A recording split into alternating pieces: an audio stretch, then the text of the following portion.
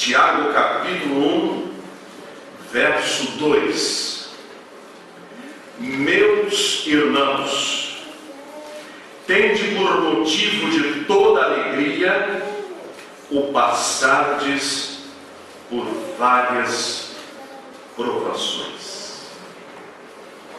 Se há algo para o que nós não estamos preparados ao longo da nossa vida, é para o sofrimento. Nós somos treinados a fugir do sofrimento, a não encarar o sofrimento. Mas a verdade, meus irmãos, é que o sofrimento faz parte da nossa vida. Sofrimento de várias espécies e de várias naturezas. Há aqueles que publicam nos programas de televisão, nos sites e nas mensagens, que o crente não passa mais por aflições, não passa mais por sofrimentos, não chora mais, não fica doente, não tem mais problemas. Isso é mentira. Muito pelo contrário, o Senhor Jesus disse categoricamente: no mundo tereis aflições. Mas nós fugimos das aflições o mais que podemos. Nós procuramos ocupar o nosso tempo para não pensar em provações e nem em aflições, para não pensar em lutas, mas nós temos muitas. Estava ouvindo a tia Ruth, a esposa do pastor Timofei, contar-nos um pouquinho da infância deste querido pastor, e chocou-me descobrir o quanto o pastor Timofei sofreu na sua infância. O seu pai morreu com 4 anos de idade, quando ele, o pastor, tinha 4 anos de idade, e deixou uma série de filhos pequenos.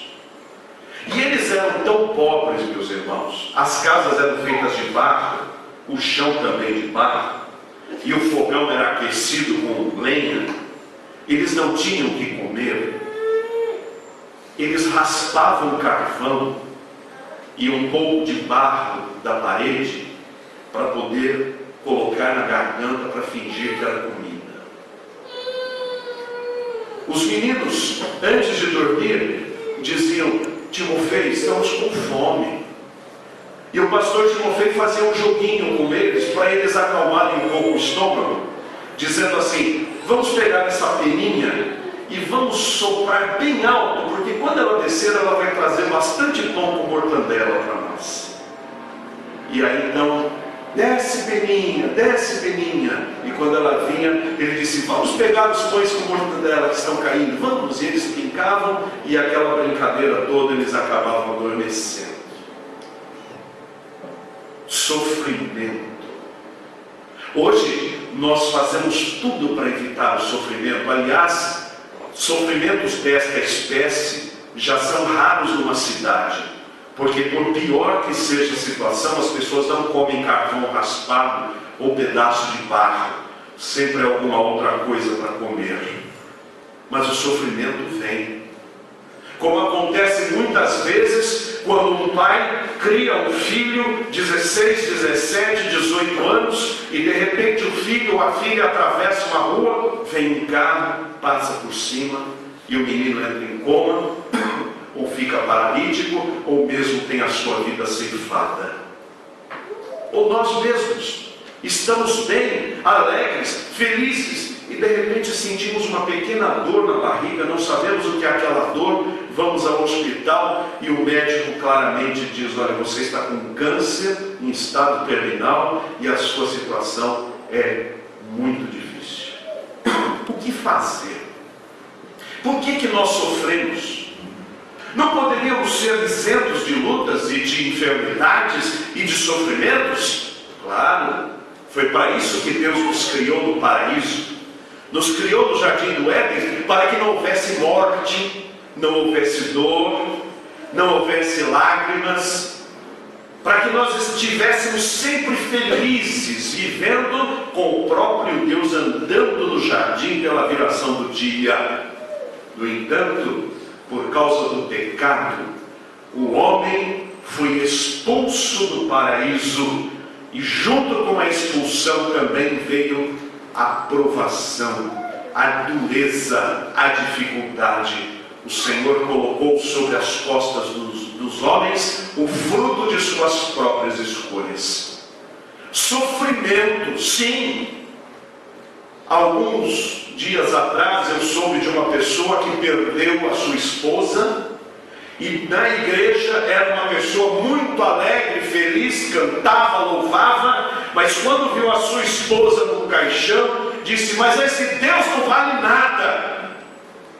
Não conseguiu segurar a minha esposa está morta, este Deus não vale nada.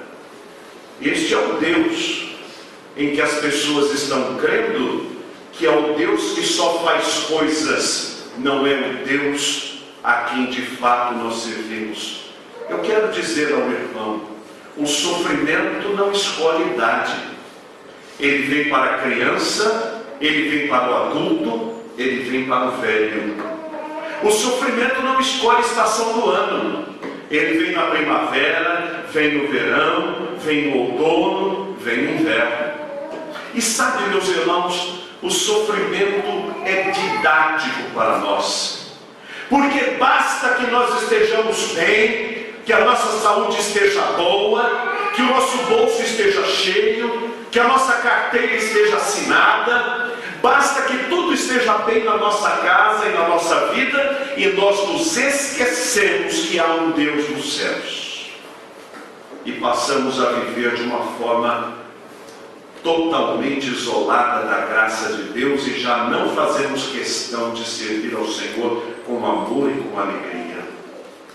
Mas quando a provação chega na nossa vida, nós nos lembramos que há um Deus nos céus. Talvez com o interesse dos gatos, que gostam de procurar os adultos para ganhar um carinho, para ganhar um pires de leite, para ganhar uma ração, e logo depois que comem a ração, logo depois que bebem, logo depois que recebem o carinho, vão embora e só voltam quando precisa.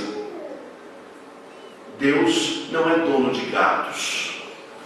Deus é pai daqueles que o amam e que o receberam. E a nossa relação com Deus não pode ser uma relação de interesse, de troca, de receber benefícios e pagar por eles, de receber benefícios e agradecer meramente pelos benefícios.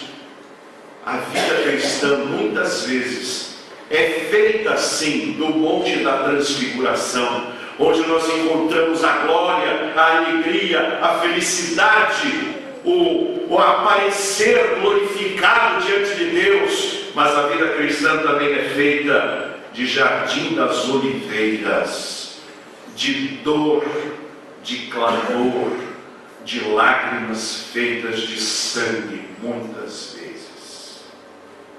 Acontece que muitas vezes, meus irmãos, nós mesmos é que provocamos o sofrimento.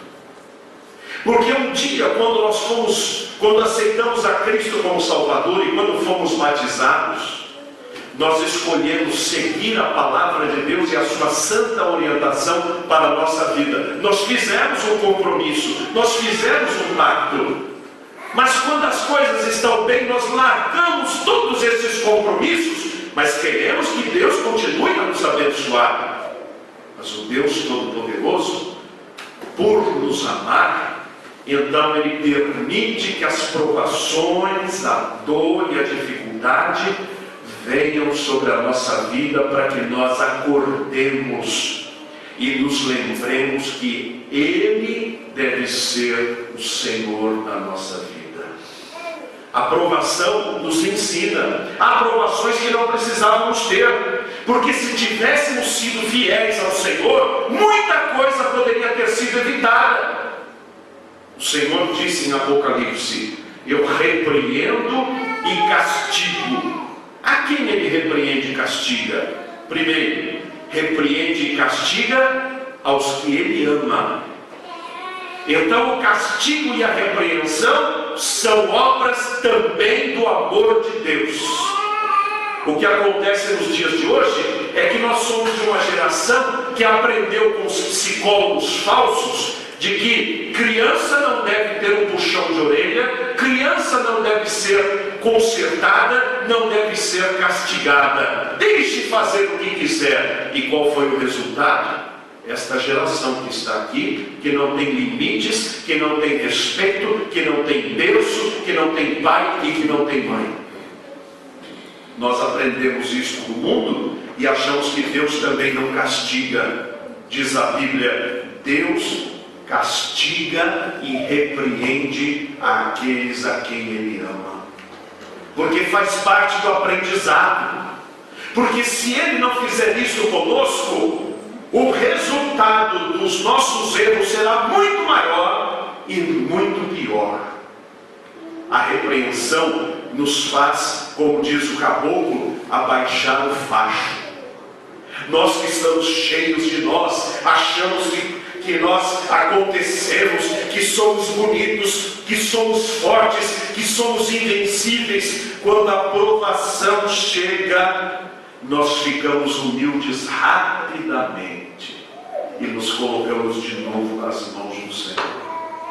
Mas será que precisa chegar esta hora na nossa vida para que nós aprendamos a nos submeter à vontade do Senhor? Não! Diz o texto de Mateus, bem-aventurados os que choram, porque serão consolados. Sabe que choro é esse citado em Mateus? É aquele choro pelos meus próprios erros, o choro pelos meus próprios pecados, o choro de quem deveria ser santo diante de Deus e não é. Então eu choro porque eu gostaria de ser diferente e eu não sou. Então vem a promessa dizendo, aquele que chora porque não tem sido aquilo que Deus gostaria que ele fosse, será consolado, porque Deus vem e supre a sua necessidade. Há provações que podemos escapar delas se nos arrependermos agora em tempo. Lembra de onde caíste, diz a palavra de Deus, e retorna ao teu primeiro amor.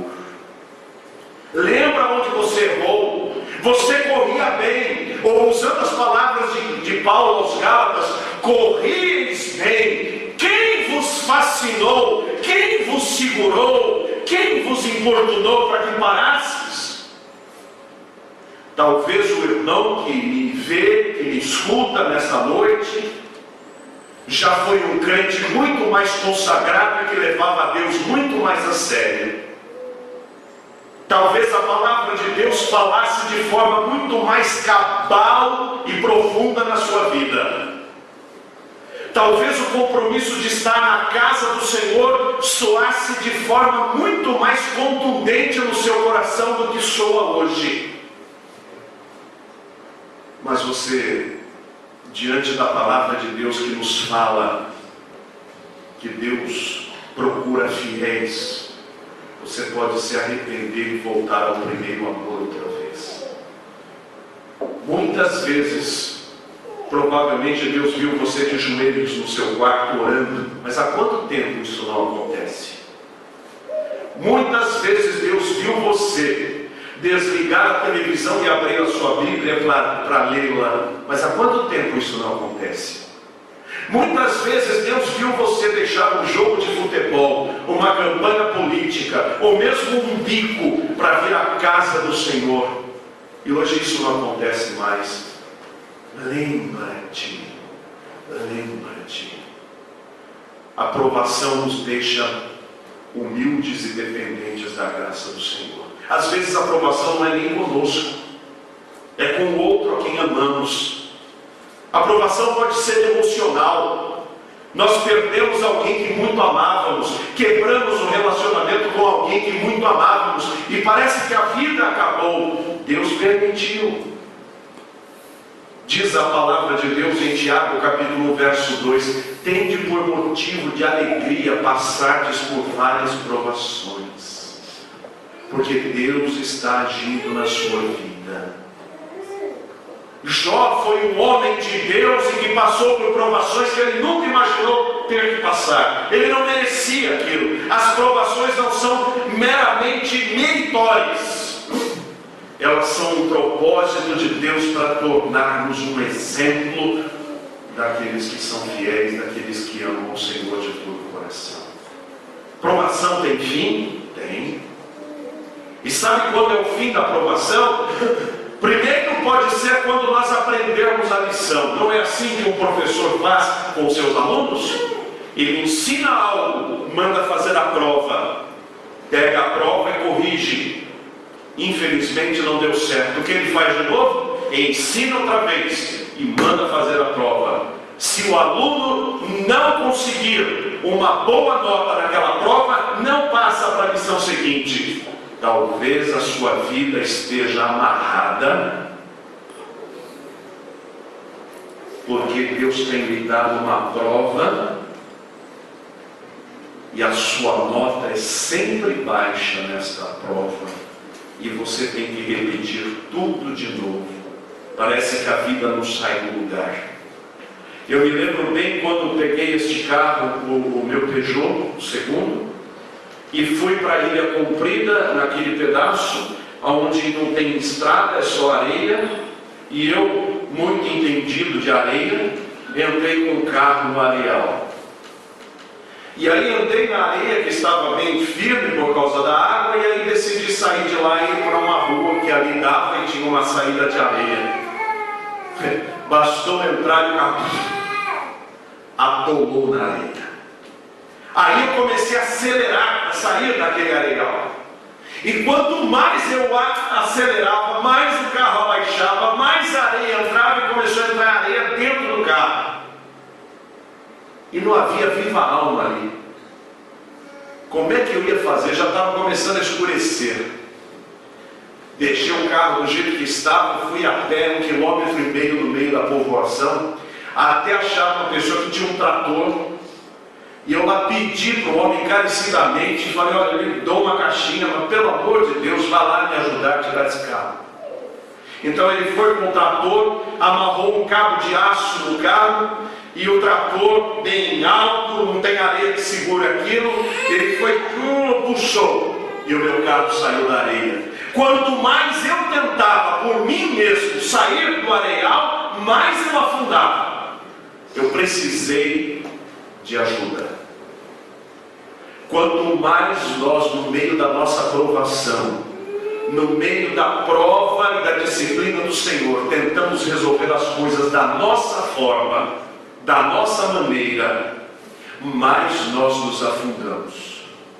É preciso parar tudo e dizer: elevo os meus olhos para os montes, de onde me virá o socorro? Senhor, sê tu o meu socorro.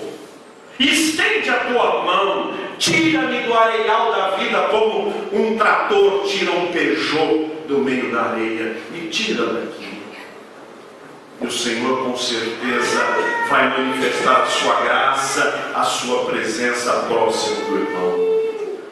Há provações que são definitivas, porque o plano de Deus é recolher o irmão. Há algumas pessoas que ficam doentes e o Senhor não cura essas doenças. O Senhor permite que a doença consuma o seu corpo. Mas por quê? Porque Deus não nos ama? Claro que nos ama. Quem disse que esta vida aqui é definitiva? E segundo, o próprio Deus que nos ama permitiu que o seu filho morresse. Logo, se o próprio Filho de Deus passou pela morte, não tenhamos dúvidas, nós também morreremos. Nós também seremos ceifados. Mas a Bíblia promete que aquilo mesmo que aconteceu com o Filho de Deus, que morreu, mas ao terceiro dia ressuscitou dos mortos, há de acontecer também com aquele que faz de Jesus Cristo o seu Senhor e Salvador. Há de ressuscitar para a glória do Pai. Bendito seja Deus. É hora de enfrentarmos a provação e o sofrimento com gratidão e não nos desanimarmos. Eu não sei, meu irmão e minha irmã, qual o sofrimento pelo qual o irmão está passando. Talvez a luz dos meus olhos seja um sofrimento muito pequeno, mas só o irmão sabe o grau de sofrimento que é a luta pela qual tem passado ou tem enfrentado. Deus também sabe. Porque antes mesmo que as nossas palavras cheguem à boca em oração, o próprio Deus conhece as suas próprias motivações e o que nós iríamos dizer. É hora de olhar para a provação com gratidão e dizer: Deus está trabalhando na minha vida. Deus está agindo no meu coração e está fazendo de mim uma pessoa melhor. Há provações que param quando eu paro de pecar. Sim, muitas vezes Deus permite que em determinado limite o mal chegue até a minha vida, porque eu estou dando lugar ao diabo. Diz a palavra de Deus: não deis lugar ao diabo. E sabe como se dá lugar ao diabo?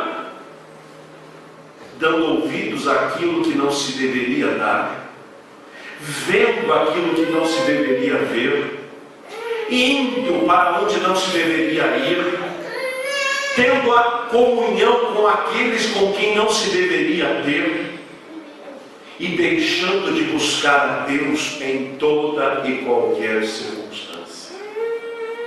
Mas muitas vezes, quando nós corrigimos isto na nossa vida, quando buscamos a presença de Deus com eficácia e dizemos: Senhor, estou deixando estas minhas atitudes e consagro ao Senhor o meu olhar, o meu falar, o meu ouvir, o meu chegar, o meu caminhar, o meu tocar, então Deus conserta a nossa vida, pois diz a palavra de Deus: reconhece-o em todos os teus caminhos e Ele endireitará as tuas veredas.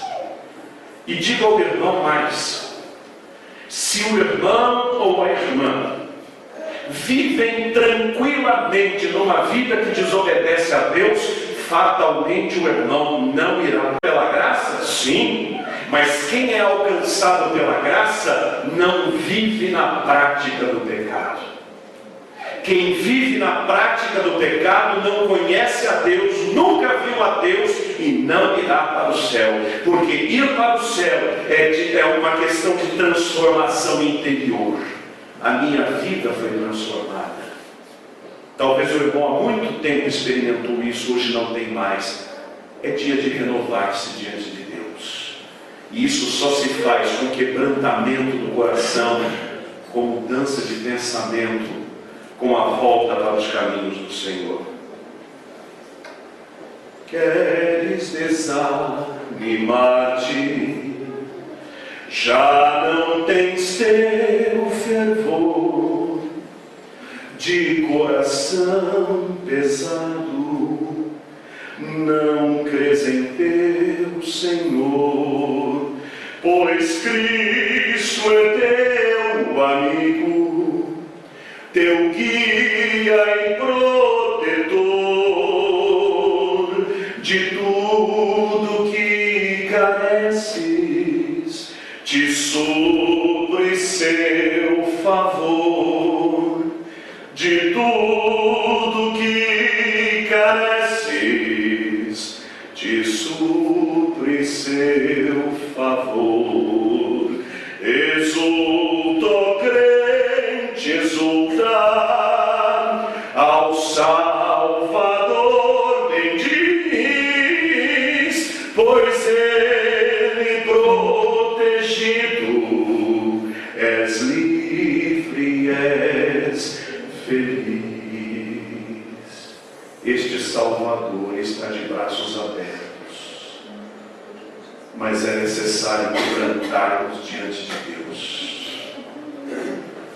Lembra-te onde caíste e volta à prática do teu primeiro amor.